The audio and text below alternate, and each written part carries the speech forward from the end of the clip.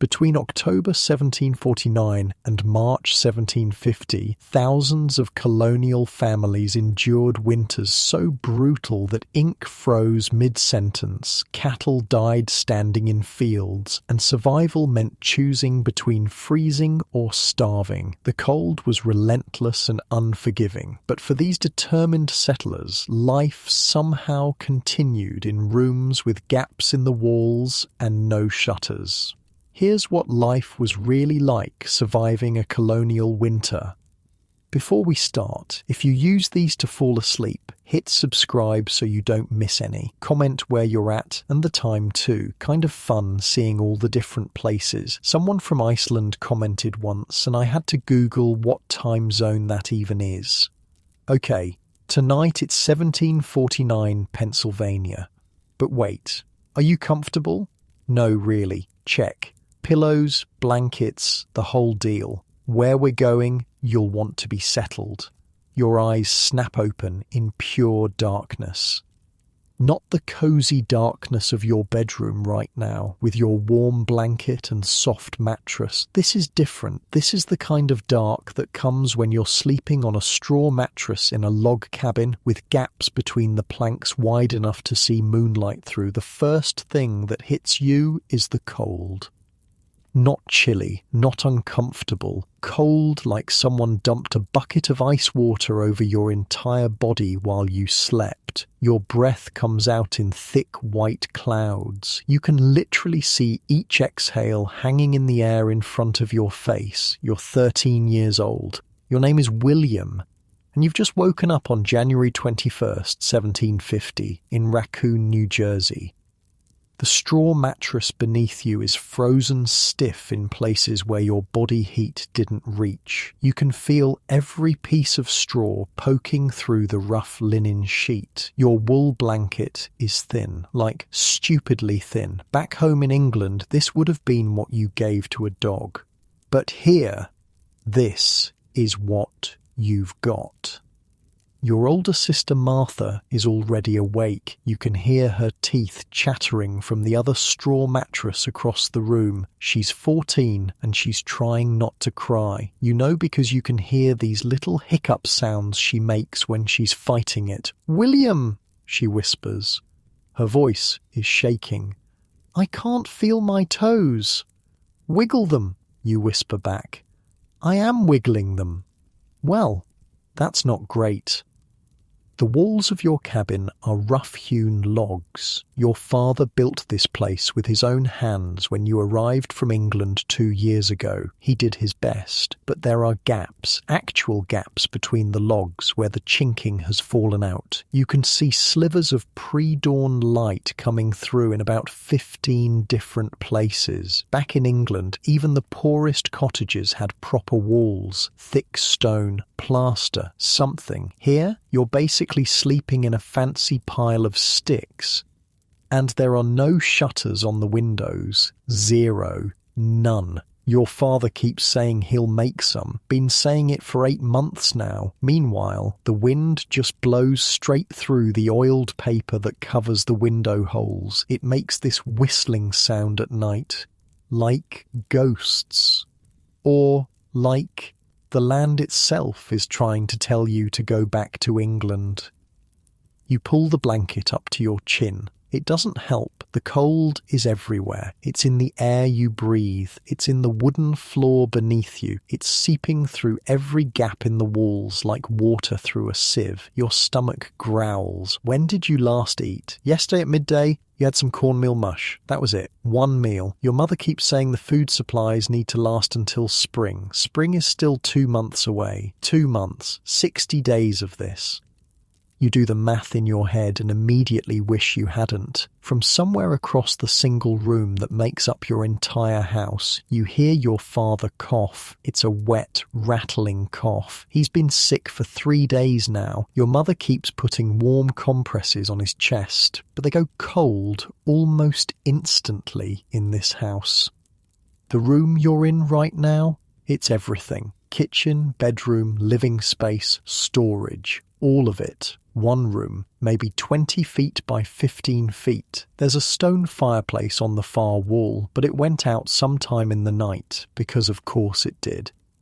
Your father was supposed to bank it properly before bed, pack it with ash to keep the coals alive till morning, but he was coughing so hard he could barely stand, so the fire died, and now the inside of your house is basically the same temperature as outside, which, if Peter Kalm's thermometer is right, is about 7¾ degrees below freezing, Fahrenheit.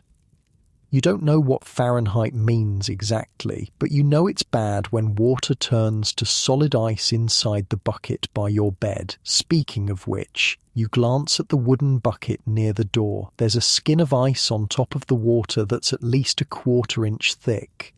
You watched your mother fill that bucket just before bed last night. Fresh water from the well. Now it's frozen solid enough that you could probably stand on it. Not that you're going to try. You're cold, not stupid.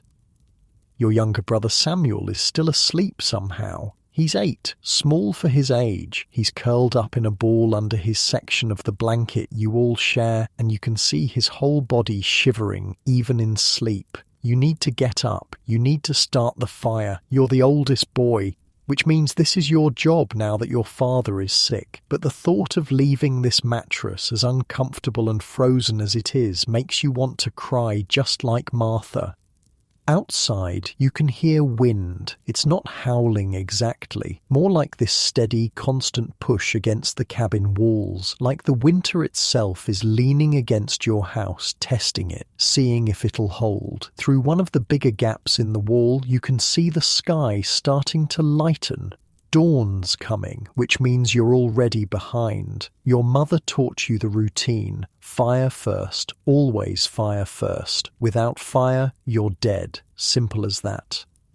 But to start the fire, you need to get out of bed, and to get out of bed means exposing yourself to air so cold it feels like it has teeth. You take a breath, the air burns going down your throat. Back in your warm bed right now, in your heated house, you probably can't even imagine this. You've got central heating, insulation, double-paned windows. You're in your soft pajamas under your thick comforter, and if you get cold, you just turn up the thermostat. William doesn't have a thermostat.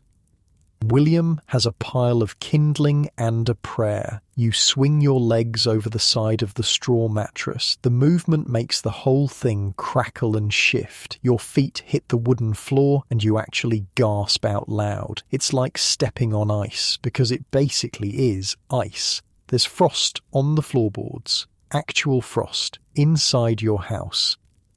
You're wearing the same clothes you wore yesterday, the same clothes you've worn for the past week actually. A rough linen shirt, wool breeches that are more holes than wool at this point, and stockings that your mother has darned so many times they're basically just a collection of patches held together by hope. You stand up. Every muscle in your body is screaming at you to get back under that blanket. Your legs are shaking, not from fear, from actual physical cold. Your body is burning every bit of energy it has just to keep you from freezing solid. The fireplace is about 10 feet away, might as well be 10 miles. You shuffle toward it, and each step makes this weird crunching sound because there's frost on the floor inside your house worth repeating. Next to the fireplace, there's a small wooden box where you keep the char cloth. That's your fire starting kit. You need char cloth, flint, steel, and kindling, in that order. Screw up any part of that sequence and you're looking at another hour of cold while you try again. Your hands are shaking as you kneel in front of the cold fireplace. There's ash from last night's fire, but no coals, nothing alive. You're starting from scratch. You pull out a piece of char cloth. It's about the size of your palm, black, crumbly. Your father made it last month by burning linen in a closed pot. You don't really understand the science, but you know it catches sparks like nothing else. You grab the flint and steel. Now comes the fun part. You strike the steel against the flint. Nothing. Strike again. Nothing. Your hands are so cold you can barely hold the steel. Strike, strike, strike.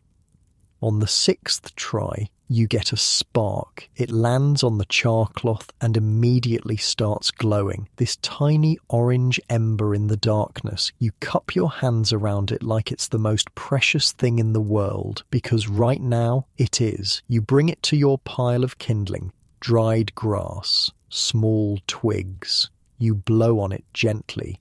Too hard and you'll blow it out. Too soft and it won't catch. The grass starts to smoke, then a small flame, then another. The kindling catches. You add slightly bigger sticks, then bigger ones. You're building this fire like you're building a tiny wooden house. Careful, methodical. One mistake and the whole thing collapses. 5 minutes later, you have an actual fire going. The warmth hits your face and you almost cry from relief. It's not much, not yet. But it's something. It's the difference between freezing to death and just being miserably cold. Good job, William, your mother's voice from behind you. She's awake, probably has been the whole time. She doesn't sleep much these days. She's 34 years old and looks 50. The colonies do that to people. Age them like milk left in the sun. Her hands are red and cracked from cold. Her face is thin, too thin. Nobody's eating enough. How's father? You ask. Sleeping, she says, which is code for still sick, but what can we do about it? Colonial medicine is basically hope for the best and prepare for the worst. Got a cough? Hope it goes away. Cut your hand? Hope it doesn't get infected. Break a bone? Hope it heals straight. That's the system. There's a doctor in Philadelphia, about 30 miles away. Might as well be 300. You can't travel in this weather. The roads are sheets of ice. Your horse, Bess, is old and tired. She'd probably die trying to make that trip. So your father either gets better on his own, or he doesn't. Your mother moves to the fireplace and starts adding bigger logs. She knows how to build a fire that'll last. She's been doing this her whole life, first in England, now here. We need water, she says. You know what that means. The well is outside, and outside is where the cold lives. You look at the door. It's just a rough wooden door with leather hinges. There are gaps around the edges big enough to stick your finger through. You can see daylight coming through in thin lines. I'll get it, you say, because what else are you going to say? Your mother hands you the wooden bucket, the one that had frozen water in it. She's already dumped the ice outside. The bucket is empty, cold. When you grab the handle, it burns your hand with cold. You walk to the door. Put your hand on the rough wood, take a breath, and step outside into a winter that's trying to kill you. The cold hits you like a physical wall, like walking face first into a frozen river. Your eyes immediately start watering. The tears freeze on your cheeks before they can fall. The sky is this pale, washed-out blue. Not the pretty blue of a spring morning, the cold blue of a sky that's forgotten what warmth means. The sun is just starting to peek over the trees in the distance, and it looks weak, tired, like it's given up trying to warm this frozen land. Snow covers everything, about 6 inches deep, like Peter Calm measured. It's the 3rd snow this month. Each one comes, sticks around for a few days, then melts. Then another comes, then another. It's like the winter can't make up its mind whether to stay or go, so it just keeps coming back. Your breath makes huge white clouds in front of your face. You've never seen your breath this thick. It's like you're breathing out smoke. The well is about 50 feet from your cabin, 50 feet through snow that comes up to your shins. You're not wearing shoes, can't afford to get them wet, so you're walking barefoot through snow that's well below freezing. Your feet go numb almost instantly. That's probably for the best. Each step makes this crunching sound. The snow has a crust of ice on top from melting and refreezing. It cuts into your feet with each step. You can see your cabin from here. It looks small, rough. The logs are grey. There's smoke starting to come from the stone chimney now that your mother's built up the fire. It's the only sign of life. Around you, the forest is dead silent. No birds, no animals, nothing. Everything with any sense has either gone south or is hibernating. The trees are bare, just black branches against white snow against pale blue sky. It's beautiful in a way that wants you dead. The well is just a hole in the ground lined with stones. Your father and the other men from the settlement built it last summer, dug down about 20 feet until they hit water. Now there's a wooden cover on top to keep snow out and a rope with a bucket attached. You lift the cover. The rope is frozen stiff, like a thick wooden stick. You have to bend it manually to get it to move. Your hands are already going numb. You lower the bucket down into the darkness. You can hear it hit water or ice. You're not actually sure which. You pull it back up. The bucket comes up half full of water with chunks of ice floating in it. Some of the ice is thick, like solid thick. You have to break it up with your fingers before you can pour the water into your bucket. Your fingers are white, not pink. White. That's bad. You know that's bad. But you've got water now, so you head back to the cabin. 50 feet through the snow, your feet have gone completely numb. You can't feel them at all. You're just watching them move and trusting they're still attached to your legs. You stumble through the door and kick it shut behind you. The fire's going strong now. Your mother's added enough wood that actual heat is starting to fill the room. You set the bucket down near the fireplace. Your hands are shaking so hard you almost drop it. Get your feet by the fire, your mother says, not asks, orders. You sit on the floor and stick your feet toward the flames. The feeling comes back in stages. First, nothing, then pins and needles, then actual pain. Your feet hurt so bad you have to bite your lip to keep from yelling. This is just morning, just getting water. This is every single day. Martha is up now, standing by the fire. Samuel is still asleep somehow. Your father is awake but lying down, watching all of this from his mattress across the room. His face is grey. The cattle, he croaks. Right, the cattle, because of course there are cattle. Your family has 2 cows, Betty and May. They're brown, thin. Their ribs show through their sides. You can see every bone in their bodies, and they live outside all winter in this cold with no shelter. Because your family, being English, didn't build a barn. The English and Swedish settlers don't build barns, apparently. Just the Dutch and Germans. Peter Kalm wrote about this. He seemed confused by it. You're confused by it too. But your father says barns cost money and time and wood they don't have. So Betty and May just stand in the field behind your cabin. All day, all night, in weather cold enough to freeze water solid. You need to feed them. I'll do it, you say.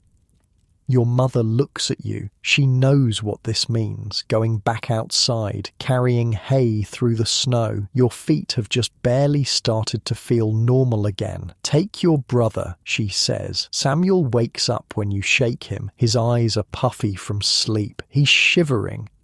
Come on, you tell him. Cattle. He groans but gets up. He's wearing clothes just as rough and worn as yours. His feet are bare too. You grab 2 bundles of hay from the small pile in the corner of the cabin. It's dried grass you cut last summer. You've got maybe 3 weeks worth left. After that, you have no idea what you're going to feed Betty and May. Problem for future, William. You and Samuel head back outside. The cold is just as bad the second time. Worse, maybe, because you know what's coming. The field where the cattle stay is behind the cabin. About 100 feet through the snow, you can see Betty and May from here. 2 dark shapes against the white. They're pressed together, trying to share body heat. Steam rises from their bodies in thick clouds. Ice has formed around their nostrils, around their eyes. They look like they're crying frozen tears. They're not moving much, just standing there, enduring.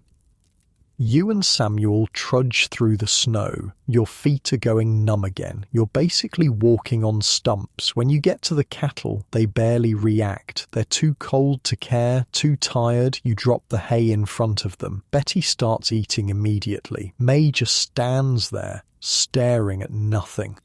"Is she okay?" Samuel asks. "She's fine," you lie. May doesn't look fine. She looks like she's given up, like she's just waiting to freeze to death standing up. You've heard it happens. Cattle just die in their sleep during cold winters, standing in fields, frozen solid. You find them in the morning like furry statues. You're really hoping May makes it. "Come on," you tell Samuel. "Let's go back." The walk back to the cabin feels longer. Your whole body is shaking. Samuel is crying now, not making noise, just tears running down his face, freezing on his cheeks. You get back inside. The fire is roaring now. Your mother has hung a pot over it. She's making some kind of porridge. Cornmeal and water, that's breakfast. Your father is sitting up now, still coughing, but trying to look strong. He's doing a bad job of it. "How are the cows?" he asks. "Fine," you say. Another lie. But what are you going to say? May's dying? We can't afford to lose a cow? Everyone in this room already knows that. You sit by the fire again. Your feet hurt, your hands hurt, your face hurts, everything hurts. And it's not even full daylight yet. This is colonial winter. This is survival. This is waking up every morning and choosing to keep going, even though every part of you wants to crawl under that thin blanket and never come back out. Because the alternative is dying, and you're not ready to do that yet. Outside, the wind picks up. It hits the side of the cabin and makes the whole structure groan. Snow starts falling again, small flakes drifting past the window gaps. Your mother stirs the pot over the fire. Martha sits next to you, still not talking. Samuel curls up on his mattress, pulling the blanket over his head. Your father coughs again, that wet, rattling cough that means something is wrong inside his chest. The fire crackles, the wind blows. And somewhere in the forest, something howls. Maybe a wolf, maybe just the winter itself, laughing at all of you. You stare into the fire and try to remember what warmth feels like. Real warmth. Not this desperate, clawing, temporary warmth from a fire that'll die if you don't feed it constantly. But the kind of warmth you're feeling right now, in your bed, with your heating and your blankets and your full refrigerator downstairs. The kind of warmth William can't even imagine. The kind of warmth that means you're going to survive the night, every single night, without even thinking about it. The porridge is ready when the sun finally clears the trees. Your mother ladles it into wooden bowls, 4 bowls, 1 for each of you kids. She doesn't take any for herself, neither does your father. "Not hungry," she says when you look at her. That's code for "we're stretching the food." You know this game. Your parents eat every other day now, sometimes every 3rd day. They're trying to make sure you kids get enough, which would be sweet if the portions weren't already pathetically small. You look down at your bowl. The porridge is thin, watery. You can see the bottom of the bowl through it. There's maybe half a cup of actual cornmeal in here. The rest is just hot water, but it's hot. That counts for something. You wrap your hands around the bowl and just hold it for a minute. The warmth seeps into your fingers, your cracked, frozen fingers that look like they belong to someone 3 times your age. Samuel starts crying again when he sees his portion. "That's it?" he says. "That's it," your mother says. Not mean, just factual. "I'm starving." We all are. Martha eats hers in about 4 bites. You try to make yours last. Take small sips. Let each spoonful sit in your mouth before swallowing. Trick your stomach into thinking it's getting more than it actually is. Doesn't work. You're still hungry when the bowl is empty. You're always hungry. Hunger isn't like it is when you skip lunch or whatever. It's not this annoying little thing in your stomach that you can ignore. It's constant, this hollow, gnawing ache that never goes away. You go to sleep hungry, you wake up hungry, you do chores hungry, you exist hungry, and there's nothing you can do about it. Your father manages to eat about half his portion before he starts coughing again. He doubles over, holding his chest. The cough sounds wet, deep, like something's rattling around in his lungs that shouldn't be there. Your mother takes his bowl and finishes it herself. Waste not. Want not. William, your father says between coughs. Wood. Right. The wood pile is getting low. You need to split more logs before the next snowfall, because there's always a next snowfall.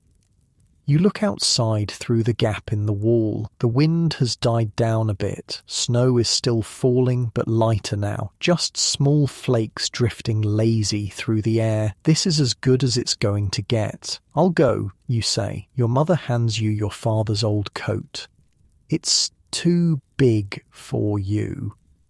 The sleeves hang past your hands, but it's made of thick wool, and thick wool is the difference between losing fingers to frostbite and keeping them. Probably. You also get the mittens, rough leather things your mother made from scraps. They're not warm, but they're something. And you get shoes this time. Actual shoes, leather, worn through in places, but better than bare feet. Small victories. You grab the axe from beside the door. It's not a big axe. More like a hatchet, really, but it's sharp. Your father keeps it sharp. He says a dull blade is more dangerous than no blade at all. You step outside for the third time this morning. The cold is still brutal, but you're getting used to it, which is either a good thing or a deeply concerning thing about how humans can adapt to literally anything. The woodpile is on the side of the cabin, just a bunch of logs your father cut last fall, stacked under a lean-to roof he made from spare planks. The wood is frozen solid. When you pick up a log to split, it burns your hands with cold even through the mittens.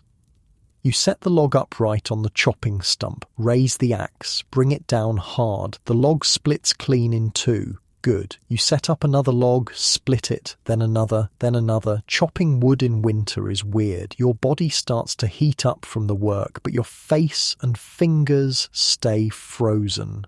So you're sweating and shivering at the same time. Your breath comes out in huge clouds. Your arms start to ache, but you keep going. You split maybe 20 logs before you hear it. A voice. Oh, hello? You turn around. There's a man walking toward your cabin through the snow. He's maybe 40 years old with a thick beard and a wool cap. He's wearing an actual proper coat, not a worn-out hand-me-down like yours. A real coat. You recognize him. Heinrich Möller, your German neighbour. He lives about half a mile east with his wife and 6 kids. They've been here longer than you, know what they're doing.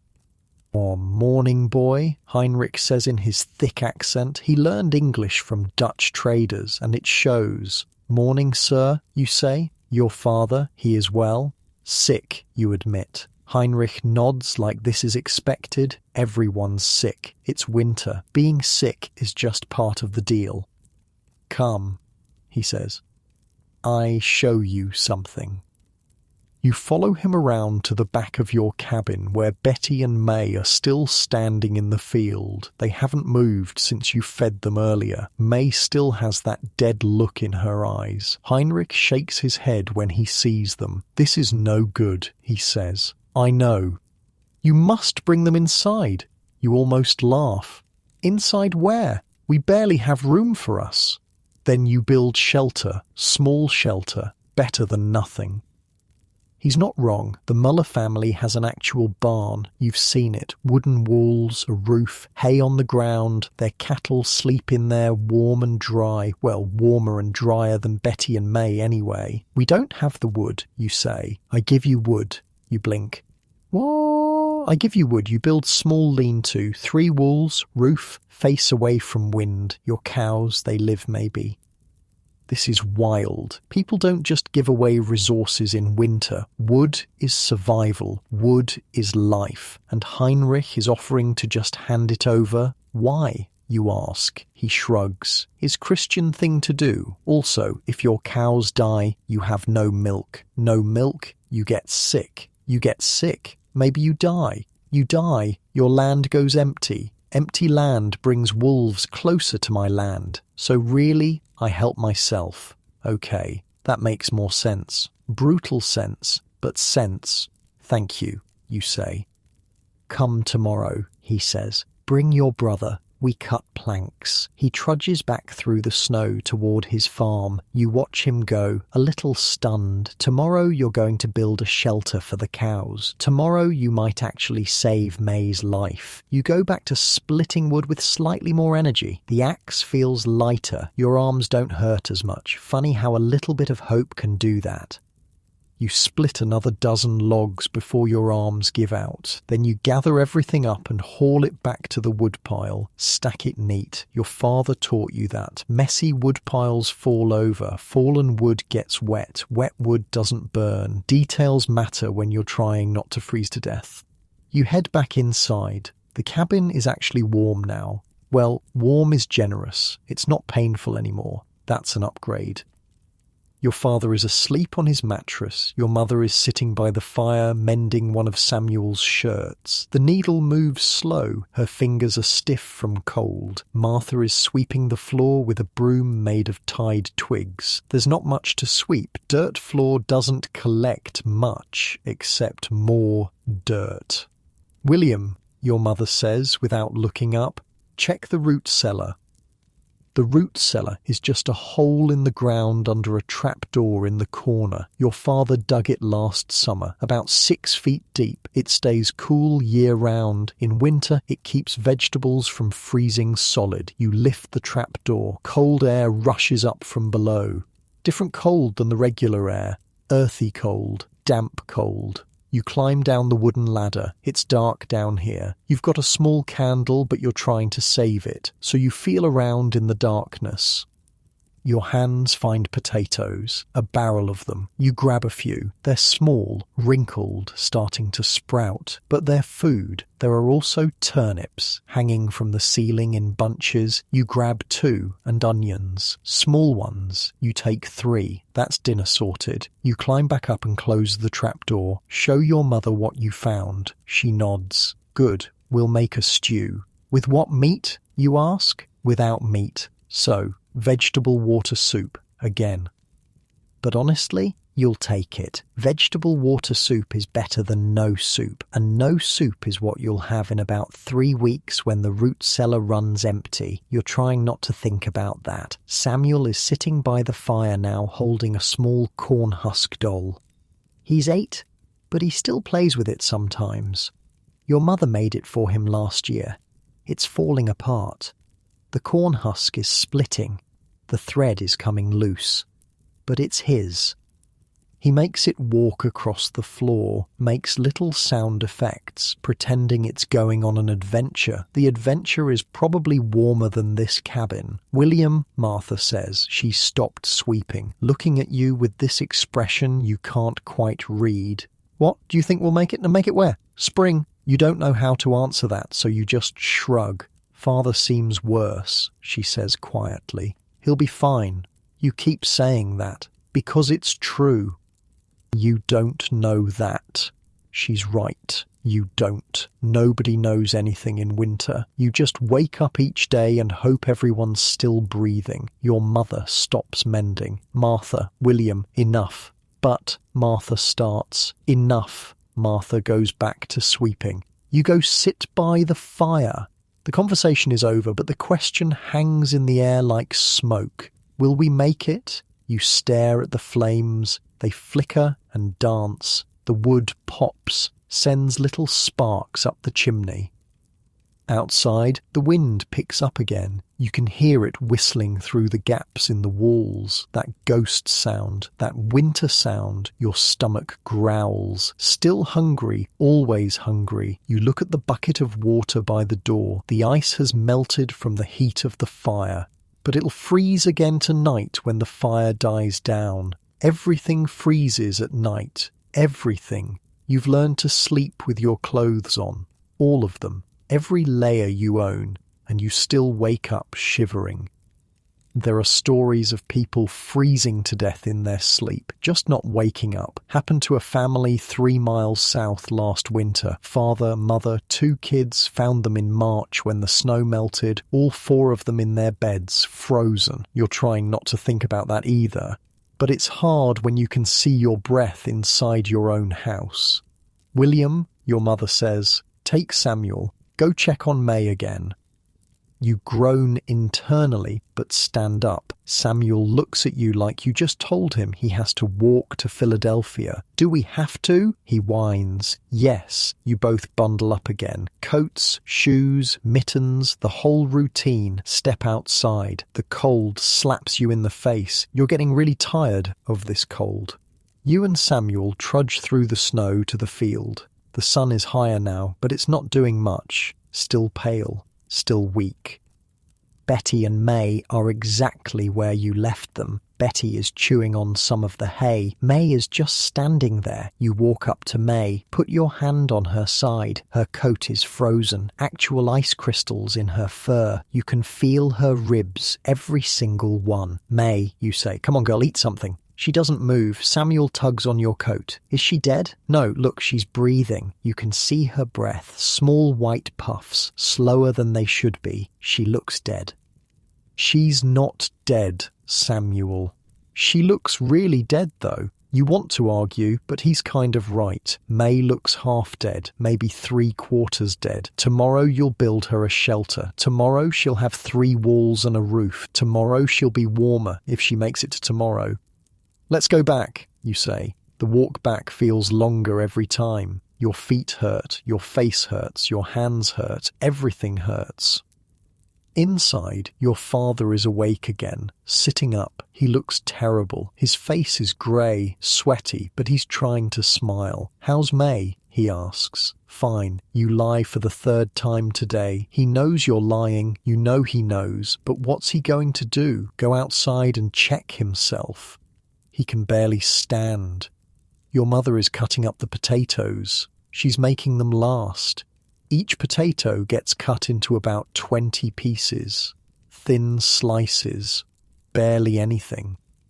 She drops them into the pot of water hanging over the fire, adds the turnips, the onions, that's dinner, water with vegetables floating in it, and you'll be grateful for it because some people don't even have that. You sit by the fire and watch the pot. The water starts to bubble. Steam rises. The vegetables start to soften. Your stomach growls again. 3 more hours until dinner. 3 more hours of being hungry. 3 more hours of being cold. 3 more hours of winter.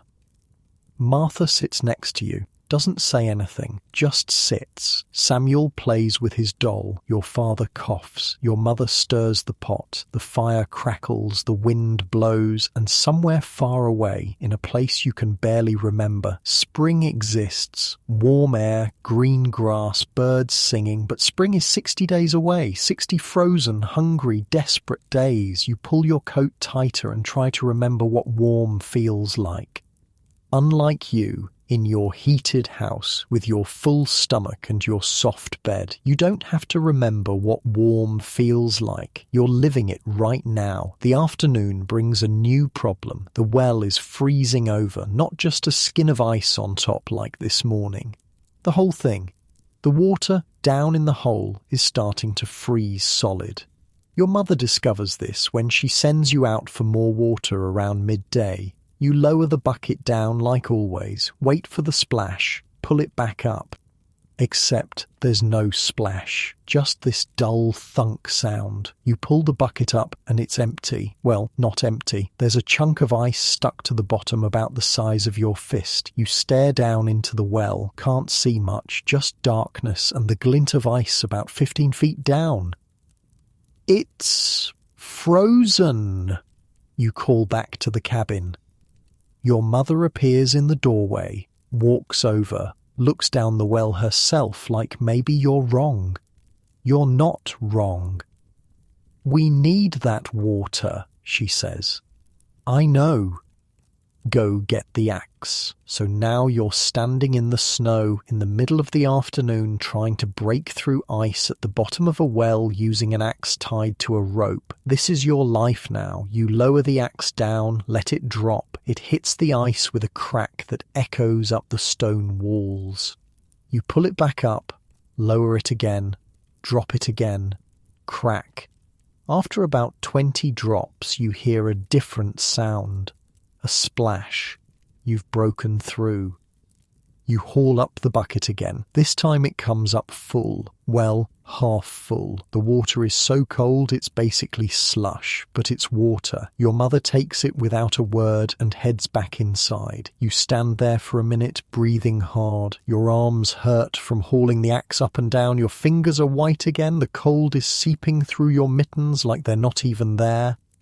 The sun is past its peak now, heading toward the western horizon. In a few hours, it'll be dark, and once it's dark, the temperature drops even more. You've got maybe 3 hours of workable daylight left. You should go back inside, sit by the fire, warm up, but your mother's going to need more firewood soon. The pile inside is getting low again. Fire eats wood like a starving animal, constant, relentless. You grab the axe and head toward the tree line.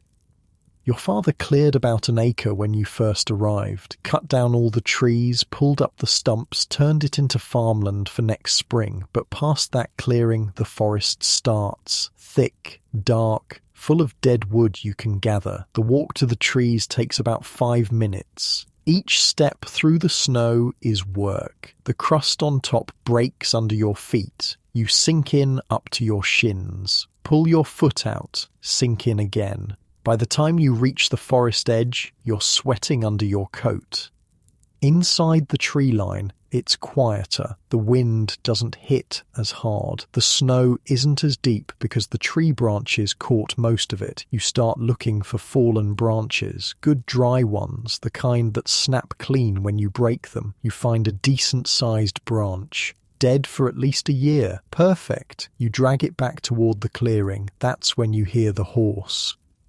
Not close, maybe a 1/4 mile away, but sound carries weird in winter. Everything's so quiet that even small noises seem loud. You look toward the road. There's a man on a horse, moving slow, really slow. The horse is picking its way carefully over the ice, because the road is basically a river of ice now. Peter Kalm wrote about this, how the roads in winter turn to solid ice, how horses need special shoes to not slip and break their legs. This horse doesn't have special shoes. You can tell because it keeps slipping. Its hooves slide out from under it. The horse recovers, takes another careful step, slides again. The rider is hunched over, looks old or maybe just frozen. You watch him for a minute. He's going so slow, painfully slow. What should take 10 minutes is going to take him an hour at this rate. And if that horse falls, both of them are dead. Simple as that. A horse with a broken leg gets put down. A rider thrown onto ice from that height probably breaks something. Broken bones in winter means you can't work, can't gather food, can't survive. The math is brutal but clear. You keep watching. The horse slips again. This time its back legs go out. It scrambles, catches itself, stands there shaking. The rider slides off. Smart. He's going to walk and lead the horse. Less weight, better chance. They continue down the road, step by careful step. The man's breath makes huge clouds. The horse's breath makes even bigger ones. You wonder where he's going. What's so important that he'd risk the ice roads? Church, maybe. Some people ride to church even in winter. Peter Kalm saw it. People riding through snow a foot deep just to hear a sermon. Seems insane to you. But then again, everything about winter here seems insane. You drag your branch back to the cabin, add it to the woodpile. Your mother is inside stirring the pot. The vegetable stew is starting to smell like something. Not something good exactly, but something. There's a man on the road, you tell her. Horse keeps slipping. She nods, doesn't look up from the pot. People struggling is normal, not worth commenting on. You head back out for more wood. Make 3 more trips before the light starts to fail. On your last trip, you see smoke rising from Heinrich Müller's property. Dark smoke, thick, the kind that comes from a big fire, a good fire, the kind that actually keeps a whole house warm. You think about their barn, their cattle sleeping inside on hay, protected from wind and snow. You think about Betty and May standing in an open field, slowly freezing to death. Tomorrow you'll get the wood from Heinrich. Tomorrow you'll build them a shelter. Tomorrow May might have a chance. If she makes it to tomorrow, you haul the last load of wood back to the cabin, stack it by the door, your arms are screaming, your back hurts, your fingers are so cold they've gone past pain into numbness. You step inside, the warmth hits you like a wall. It's not actually that warm. Maybe 50 degrees, but compared to outside, feels like summer. Martha is sitting by the fire with Samuel. They're both just staring at the flames, not talking, not doing anything, just sitting. Your father is still in bed, still coughing, but he's awake, watching everything with tired eyes. "How's the wood?" he asks. "Good," you say. "Got enough for tonight and tomorrow morning." He nods, closes his eyes. The stew is ready about an hour before sunset. Your mother ladles it into bowls. The portions are slightly bigger than breakfast, maybe a full cup each. The vegetables are soft, mushy. The broth is thin but hot. You eat it in about a minute, still hungry when you're done. Martha looks at her empty bowl like it betrayed her. Samuel licks his bowl clean, literally licks it. Your mother doesn't stop him. Your father manages to eat half of his before the coughing starts again. This time it's bad. He doubles over, can't breathe. His face turns red. Your mother pounds on his back. "Breathe, just breathe." He gasps, chokes, finally gets air. When the coughing stops, there's blood on his hand. Not a lot, just a little, but enough. Your mother sees it. Her face goes blank, that scary kind of blank where you know she's panicking inside but won't show it. "To bed," she tells him. He doesn't argue, just lies back down, pulls the thin blanket up. You and Martha exchange looks. Blood means something's really wrong inside his lungs. Blood means this isn't just a cough anymore.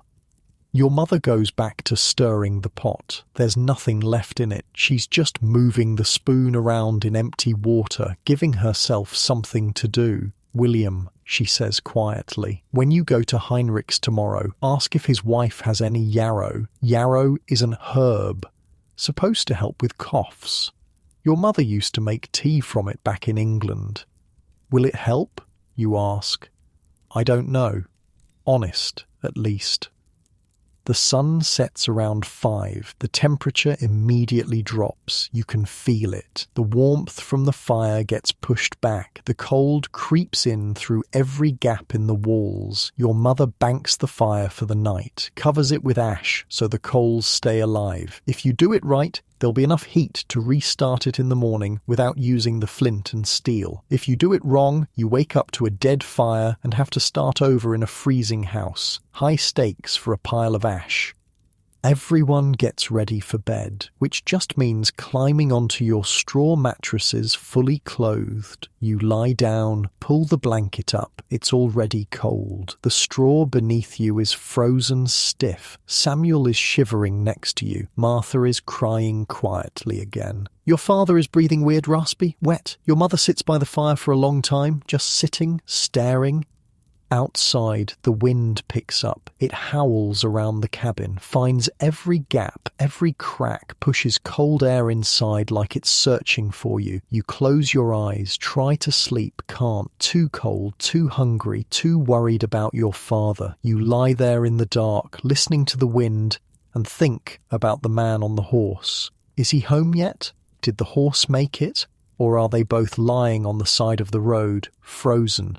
You'll probably never know.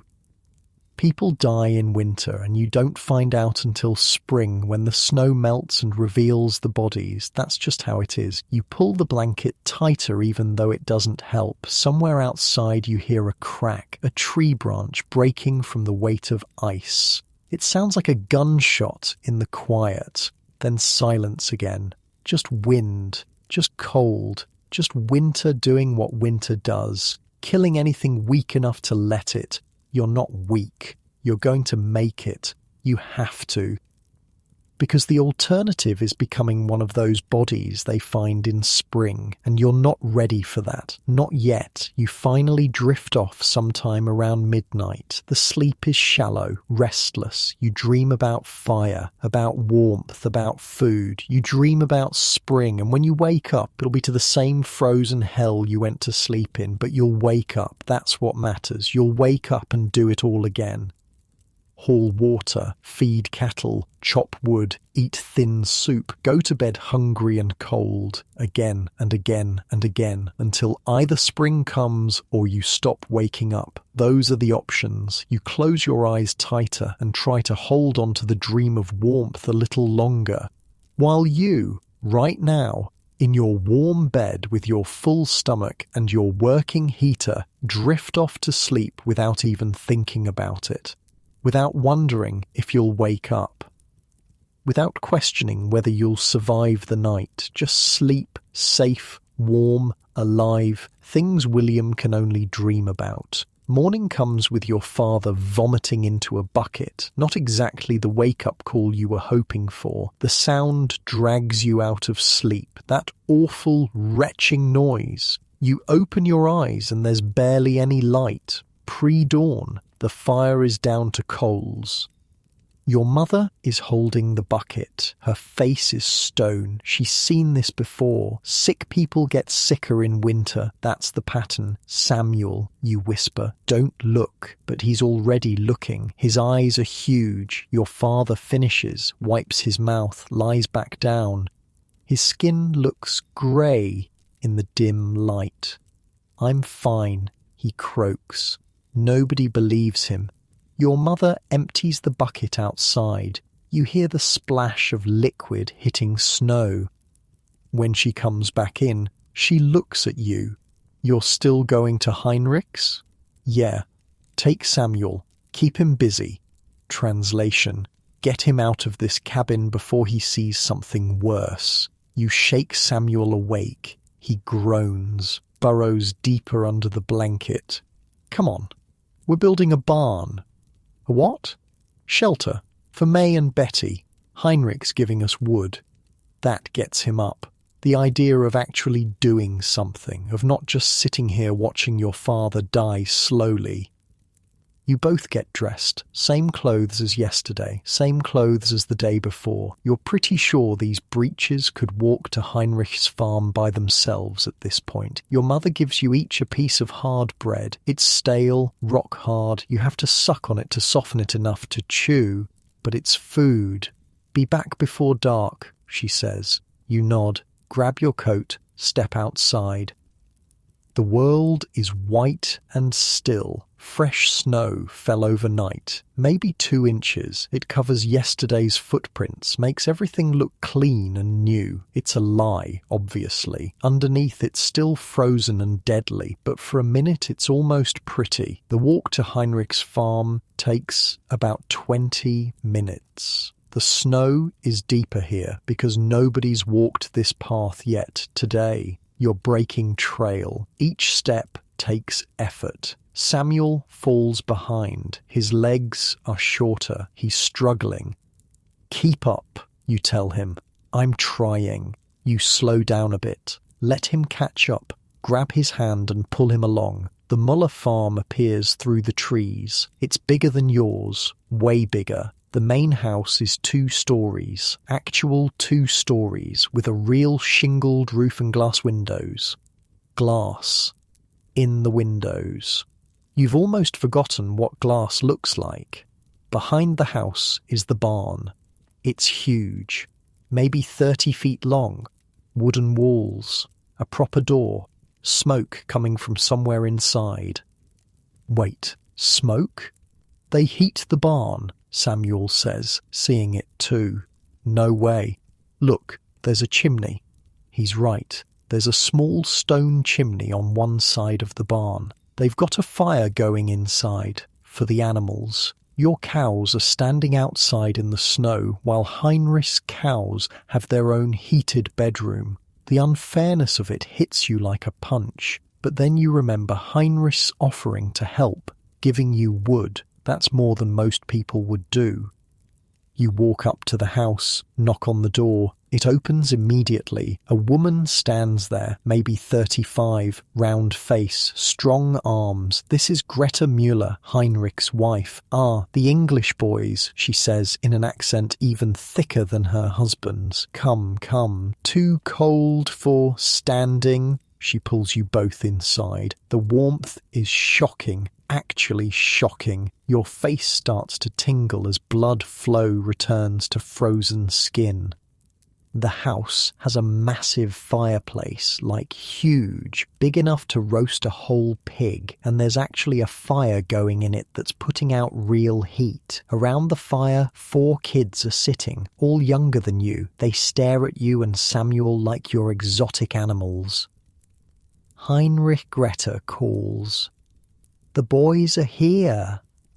Heinrich appears from a back room. He's carrying an armful of tools. Saws, hammers, nails. Good, good, he says. We build today. You eat first? We ate, you lie. Greta makes a face like she knows you're lying. She disappears into what looks like a separate room, an actual separate room, multiple rooms in one house. She comes back with 2 bowls of something hot. You can see steam rising. Eat, she orders, not asks, orders. You and Samuel sit. The bowls contain some kind of porridge, but thick porridge, real porridge, with chunks of actual meat in it. Meat. You haven't had meat in 3 weeks.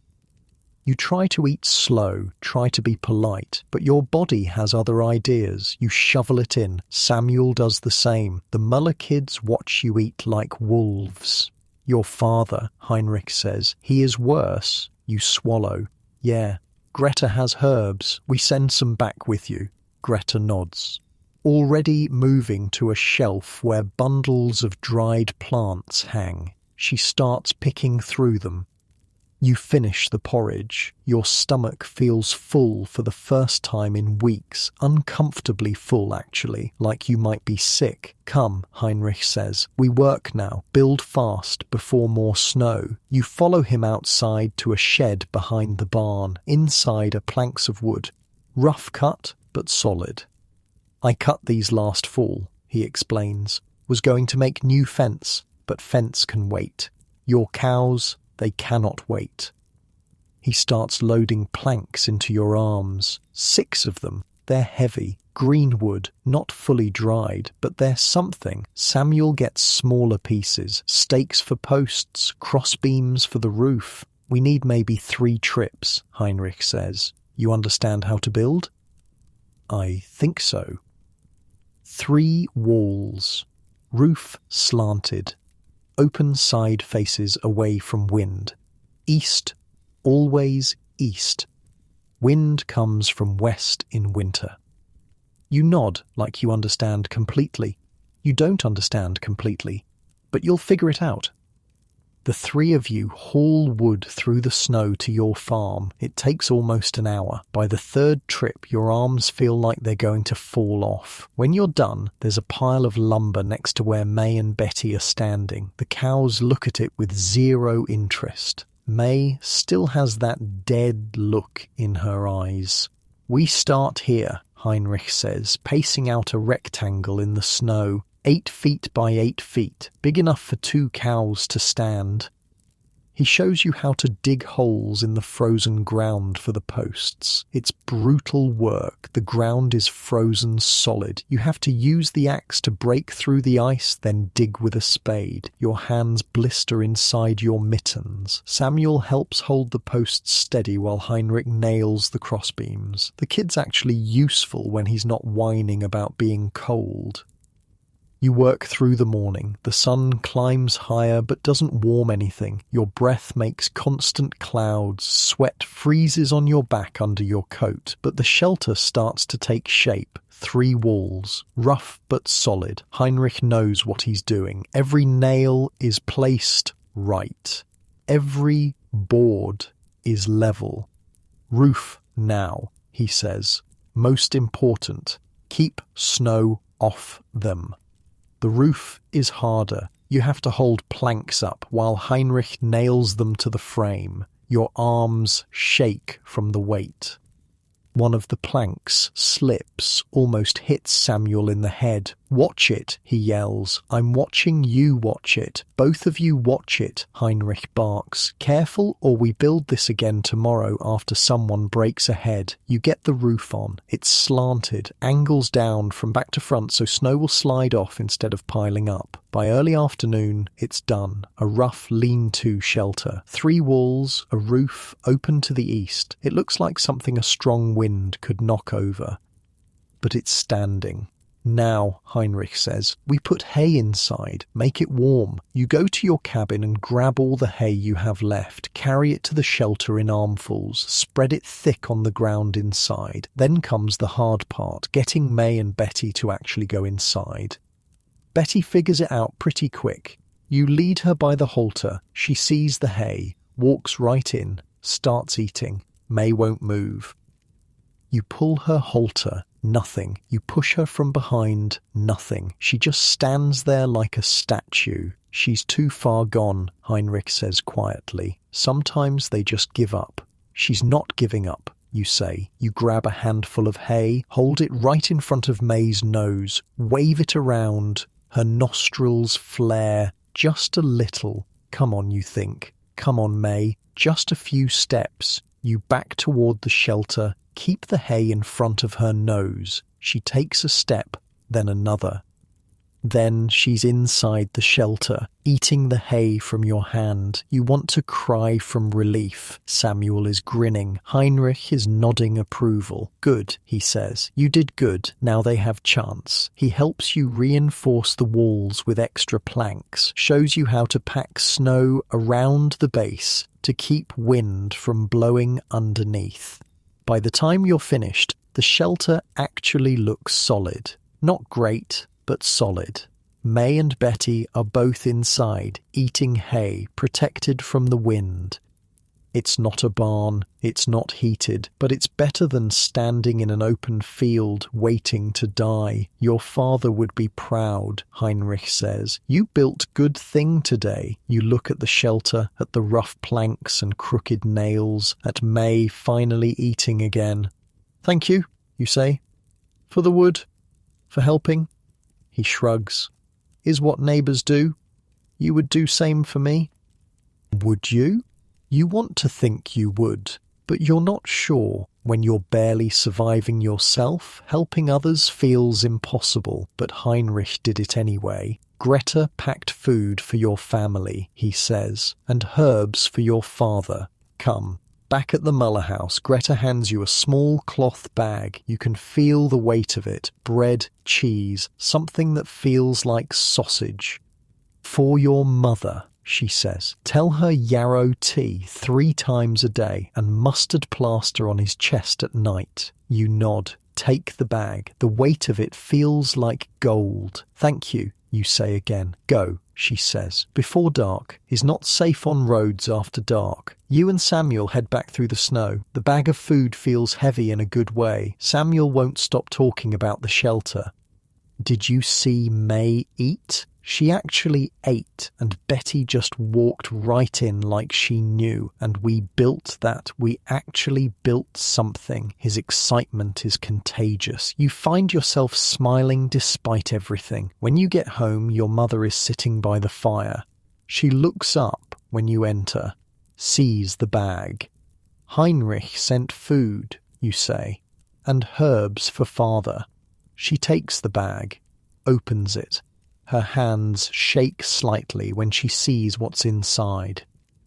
And we built a shelter, Samuel announces. For May and Betty, 3 walls and a roof and everything. Your mother looks at you, really looks at you, and for the first time in days, she smiles. Show me, she says. All 3 of you go outside to the field. The shelter is visible from the cabin. You can see May and Betty inside, eating hay out of the wind. Your mother stares at it for a long time. You did this? She asks. Heinrich helped, but yeah. She puts her hand on your shoulder, squeezes. Your father will want to see this, she says. Back inside, you help your father sit up. He's weak, can barely stand, but you and your mother get him to the door. He looks out at the shelter. Well, he says, his voice rough. Look at that. He coughs. But it sounds different, less wet. Maybe the herbs are helping. Maybe he's just having a better moment. Or maybe seeing his sons build something gave him a reason to keep fighting. Good work, William, he says. Good work, Samuel. Samuel beams. You feel something tight in your chest, loosen just a little. That night, dinner is actual stew, with meat from the sausage Greta sent, with bread that isn't rock hard. Everyone eats slowly, making it last, savouring every bite. Your father manages to eat a full bowl, keeps it down. Martha smiles. Samuel talks non-stop about building the shelter. Your mother makes yarrow tea. The smell fills the cabin, sharp, medicinal. Outside, the temperature drops as the sun sets, but May and Betty are in their shelter. Protected, you lie down on your straw mattress that night with a full stomach for the first time in weeks. It won't last. Tomorrow you'll be hungry again. Tomorrow will be just as cold. But tonight, you built something. You saved 2 lives. You helped your family survive one more day. And sometimes that's all you can do. One more day. Just keep making it one more day. You close your eyes and actually sleep. Real sleep. Not that shallow, restless half-sleep. Deep sleep. The kind of sleep you're probably drifting into right now in your warm bed without having to wonder if you'll wake up, without having to fight for every single day. Just sleep. Safe and sound. 3 days after building the shelter, your mother announces you're going trading. Trading what? You ask. You don't have anything to trade. She pulls out a bundle wrapped in cloth, opens it. Inside are 4 candles she made last fall from beef tallow. They're precious. Light after dark means you can actually see what you're doing. Mrs. Fletcher has wool, your mother says. Real wool. Her husband went to Philadelphia last month before the big freeze. She'll trade. The Fletchers live about a mile north. You've met them exactly once, last summer at a barn raising. They seemed nice enough, had 7 kids, all under 12. Why do we need wool? Samuel asks. Your mother points at his shirt. There's a hole in it the size of your fist. You can see his skin through it. Oh, Samuel says. William, Martha, you're coming with me, your mother says. Samuel stays here with your father. Samuel's face falls. He wanted to go, but someone needs to tend the fire and your father's still too weak to do it himself. Your mother bundles up, puts on every layer she owns, wraps a scarf around her face so only her eyes show. You and Martha do the same. She grabs the candles. You grab a walking stick in case you need to break through ice or push away snow. We'll be back before dark, she tells your father. He nods. Doesn't argue. That's how you know he's still sick. Normal father would insist on coming, on being the one to protect his family. The walk to the Fletchers is brutal. The path is barely visible under fresh snow. You're walking through woods mostly, trees on both sides. Their branches hang low, heavy with ice. Every few minutes you hear a crack. Somewhere in the forest another branch is breaking under the weight. They sound like musket shots. Stay close, your mother says. Martha grabs your coat sleeve. She's scared. You don't blame her. The woods feel different in winter, dangerous, like something's watching you. Probably just deer, or rabbits, or wolves. You try not to think about wolves. It takes almost an hour to reach the Fletcher place. By the time you see their cabin, your legs are screaming and your face is so numb you can't feel it anymore. The Fletcher cabin is bigger than yours. Not by much, but enough to matter. Smoke pours from their chimney. You can hear kids yelling inside. Your mother knocks. The door opens and noise spills out. Mrs. Fletcher stands there with a baby on her hip. She's maybe 30, looks 45. Winter does that. "Mary," she says to your mother, come in. You'll freeze standing there. Inside is chaos. Kids everywhere, running, fighting, crying, playing. The oldest can't be more than 11. "Don't mind them," Mrs. Fletcher says over the noise. "They've been inside for 2 weeks, going crazy." She hands the baby to one of the older girls, leads you to the fireplace. It's smaller than Heinrich's, but putting out decent heat. "You brought the candles?" she asks. Your mother unwraps the bundle, shows the 4 tallow candles. Mrs. Fletcher picks one up, sniffs it, nods. "Good quality," she says. "I can give you 2 skeins of wool, grey, already carded." Your mother considers this. 2 skeins isn't much, but it's something. "And a cup of buttermilk," Mrs. Fletcher adds. "For the children."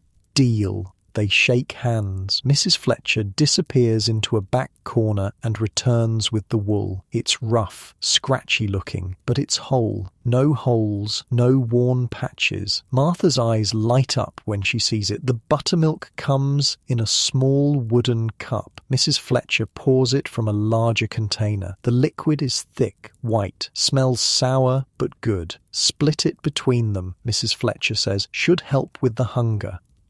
Your mother takes the cup, divides it between you and Martha, 3 sips each. It's the best thing you've tasted in weeks. Rich, fatty, it coats your throat going down. "How's your husband?" Mrs. Fletcher asks, while her kids run circles around you. "Sick," your mother admits. "Can lung fever, maybe." "Mine too," Mrs. Fletcher says. "Been coughing for a week. Men get sick and suddenly they're dying. Meanwhile, we're out here doing everything and somehow we survive." Your mother laughs. Actually laughs. It's the first time you've heard that sound in months. "Truth," your mother says. "You have yarrow?" Mrs. Fletcher asks. "Heinrich's wife sent some?" "Good. Yarrow helps. Also onion poultice if it gets bad. Smells terrible, but it works." They talk like this for a while, swapping remedies, comparing symptoms. It's weird hearing adults talk about disease like they're discussing the weather. But then again, disease is the weather here. Comes and goes, kills some people, spares others. No rhyme or reason. One of the Fletcher kids, a boy about Samuel's age, walks up to you. "You want to see something?" he asks. "Sure." He leads you to a corner of the cabin, points at a small wooden box. "Open it," he says. You open it. Inside is a dead mouse, frozen solid. "I caught it last week," the boy says proudly. "Gonna keep it till spring, see if it comes back to life." "It's not coming back to life," you say. "How do you know?" "Because it's dead. But maybe the cold just made it sleep really hard." You look at the frozen mouse. Its tiny mouth is open. Its eyes are clouded. "It's dead," you repeat. The boy looks disappointed, closes the box. Kids in winter get weird. Nothing to do, nowhere to go. They start thinking frozen mice might come back to life. Can't really blame them. Martha is talking to one of the Fletcher girls near the fire. They're comparing holes in their clothes, seeing who has it worse. Martha's winning. Her dress has patches on the patches. "Your mother's a good seamstress," the Fletcher girl says. "Those patches are neat." "She used to make dresses for rich ladies," Martha says. Back in England, before we came here. Why'd you come here? Father said there was land, opportunity. The Fletcher girl snorts. Opportunity to freeze to death, maybe. They both laugh. Dark humour, the kind you need to survive. Your mother and Mrs. Fletcher are still talking. You catch bits of the conversation. Heard the Taylor family lost their youngest. Frozen in their sleep. Just like the Hendersons last year. Spring can't come soon enough. Death is just part of the conversation now. Who died? Who's dying? Who might die next? You used to think death was this big, scary thing, something that happened to old people or soldiers. Now you know it's just Winter's favourite hobby. After about an hour, your mother says you need to leave. Get home before dark. Mrs. Fletcher walks you to the door, hands your mother a small bundle wrapped in cloth. Bread, she says quietly. Don't tell Mr. Fletcher. He thinks we're out. Your mother tries to refuse. Mrs. Fletcher pushes it into her hands. Take it, she says. We're all barely making it. Might as well barely make it together. The walk home is quieter. You're all thinking about what Mrs. Fletcher said, about the families that didn't make it, about how easily you could be next. The bread in your mother's bag feels heavy, like responsibility, like debt. You'll have to pay it back somehow. That's how it works here. Everyone gives what they can. Everyone takes what they need. And somehow, maybe, everyone survives. Maybe. By the time you get home, the sun is low. The temperature is dropping fast. Your father is awake. Still in bed, but awake. Samuel is sitting next to him, showing him the corn husk doll. How'd it go? Your father asks. Good. Your mother says. She shows him the wool. Enough to patch everyone's clothes, and Mrs. Fletcher sent bread. Your father's eyes get wet. He blinks fast. Good people, he says. Good people here. That night, your mother starts mending. She takes the wool and begins working it into patches for Samuel's shirt. Her fingers move fast despite the cold. Years of practice. Martha helps, threading needles, cutting scraps. You and Samuel feed the fire, add logs, make sure it stays strong. Your father drinks his yarrow tea, 3 cups, like Greta said. He doesn't complain about the taste, even though it's bitter as hell.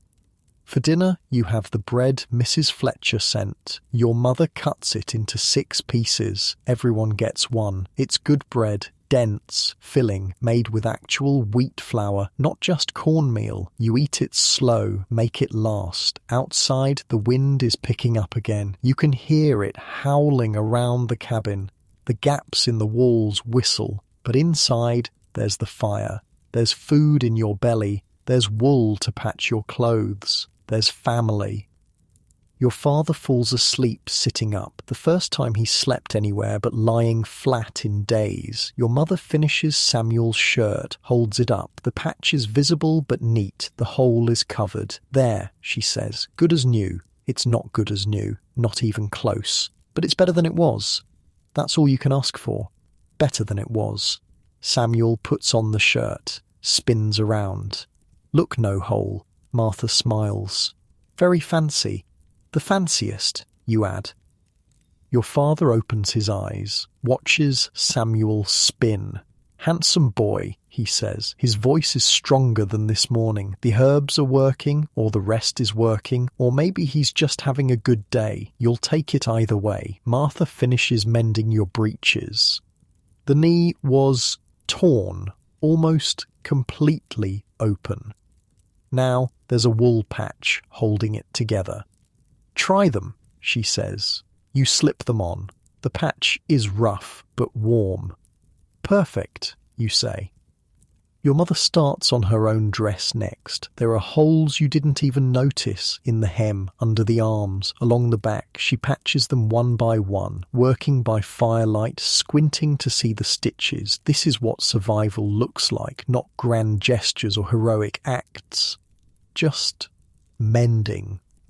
patching, making do, taking what's broken and making it work one more day. You sit by the fire and watch your mother sew, watch Martha help, watch Samuel play with his doll, watch your father breathe steady and calm. This is the good moment. You know there will be bad moments tomorrow. More cold, more hunger, more struggle. But right now, in this moment, everyone's alive. Everyone's together. That's enough. Outside, something howls. Probably a wolf.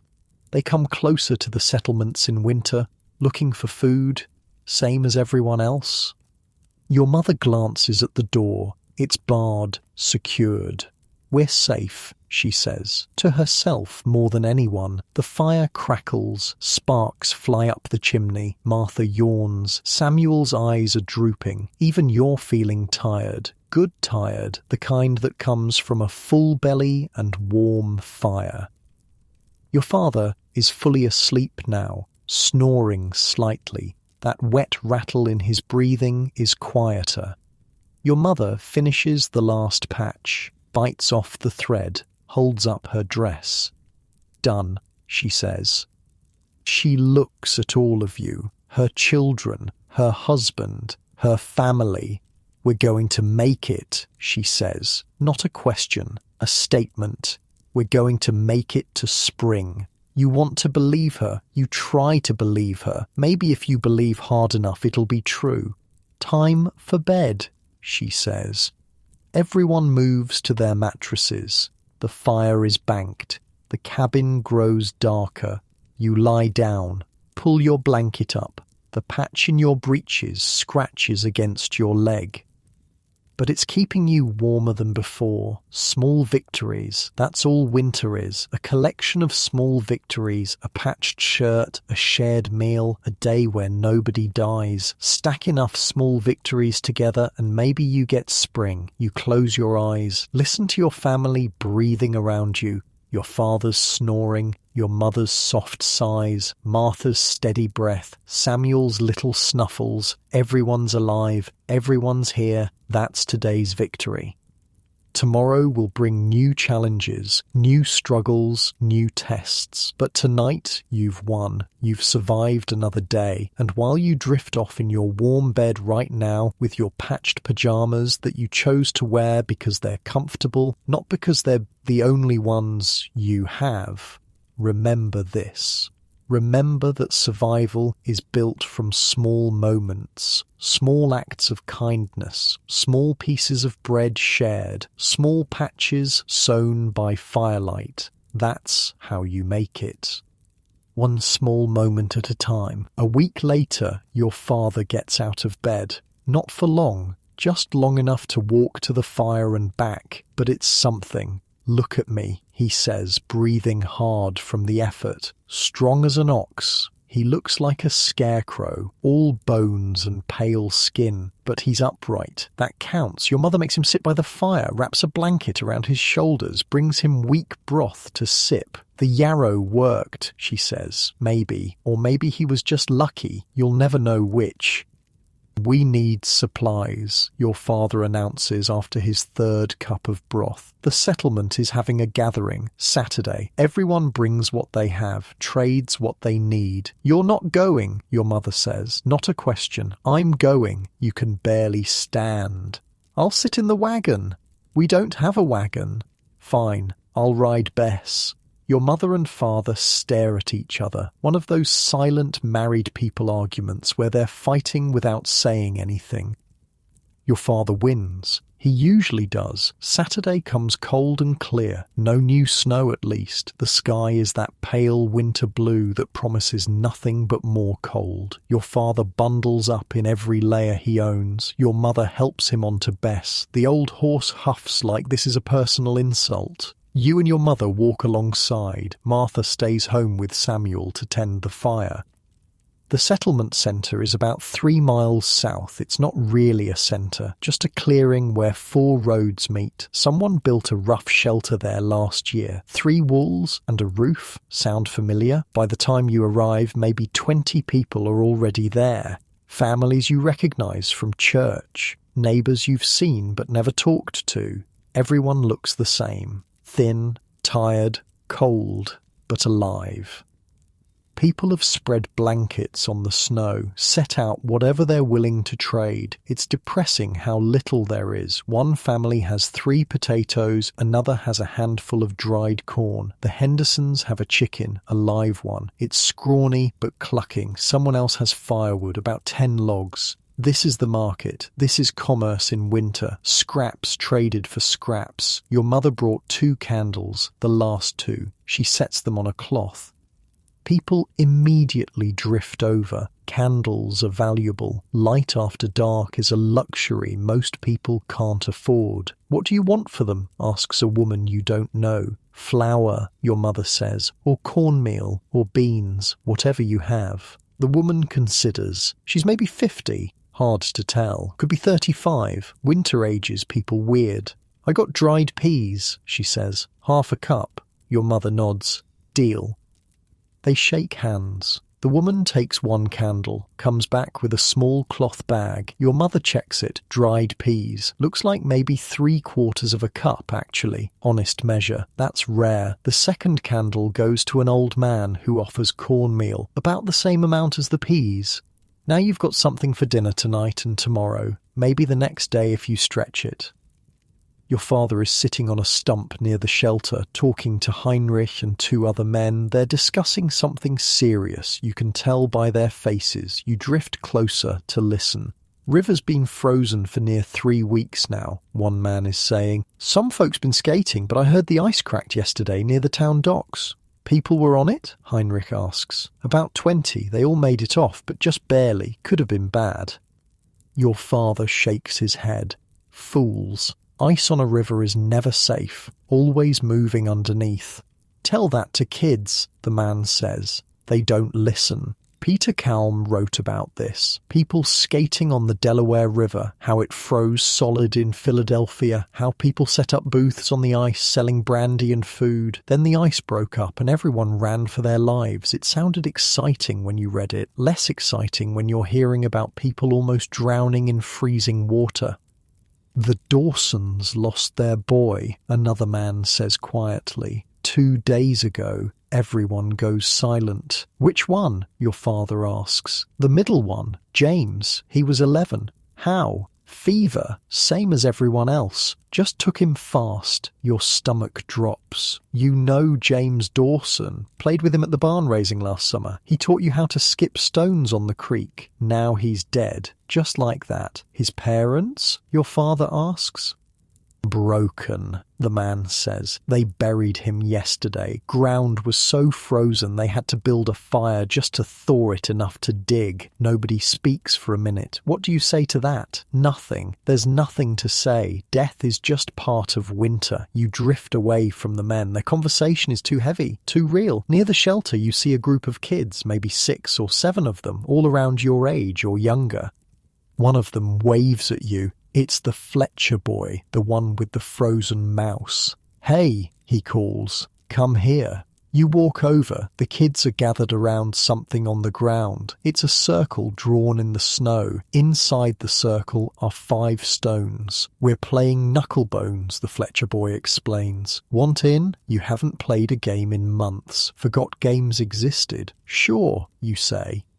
The rules are simple. Throw a stone up, grab as many stones from the circle as you can before catching the first stone. Most stones wins. You're terrible at it. Your fingers are too cold, too stiff. You drop stones. Miss catches. The other kids aren't much better, but you're all laughing. Actually laughing. When the Fletcher boy drops a stone and it bounces off his foot, everyone loses it. It feels good to laugh. Feels like being human again instead of just surviving.